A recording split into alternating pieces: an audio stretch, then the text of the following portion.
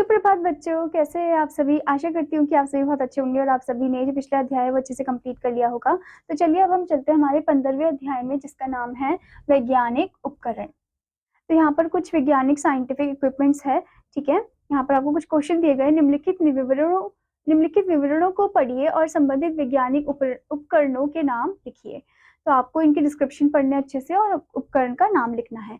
तो पहले आपसे पूछा गया है मानव शरीर के पहले आपसे पूछा गया है बच्चों, मानव शरीर के तापमान को मापने के लिए इस यंत्र का उपयोग किया जाता है।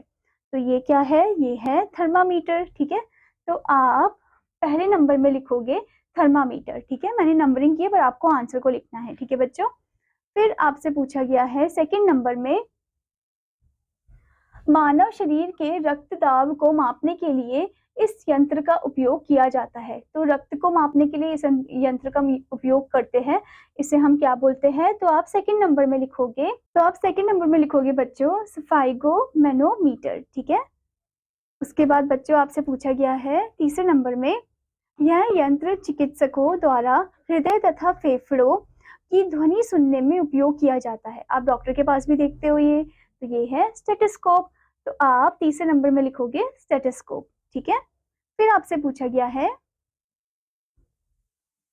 इस यंत्र का उपयोग दूर की वस्तुओं को देखने के लिए किया जाता है। तो ये क्या है? ये है टेलीस्कोप। तो आप फोर्थ नंबर में लिखोगे टेलीस्कोप। फिर आपसे पूछा गया है विद्युत धारा की शक्ति मापने के लिए इस यंत्र का उपयोग किया जाता है। ठीक है, तो ये कौन सा यंत्र है? तो आप पांचवें नंबर में लिखोगे एमीटर। ठीक है, एमीटर। ओके, उसके बाद आपसे पूछा गया है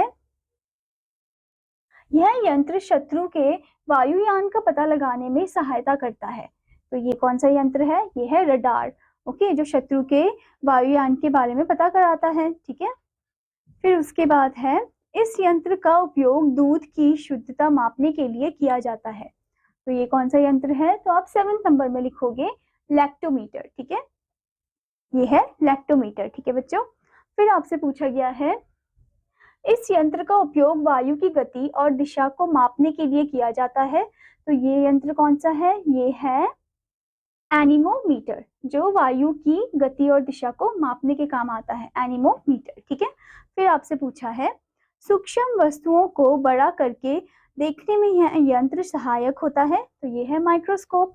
ठीक है, तो आप 9th में लिखोगे माइक्रोस्कोप। ठीक है बच्चों, आशा करती हूँ बच्चों कि आपको यह अध्याय अच्छे से समझ में आया होगा। आपका होमवर्क है कि आपको इन यंत्रों की पिक्चर्स को अच्छे से पेस्ट करना है, इनके बारे में लिखना है और अच्छे से याद भी करना है। अब मैं आपको मिलूंगी अगले अध्याय में, तब तक के लिए धन्यवाद बच्चों।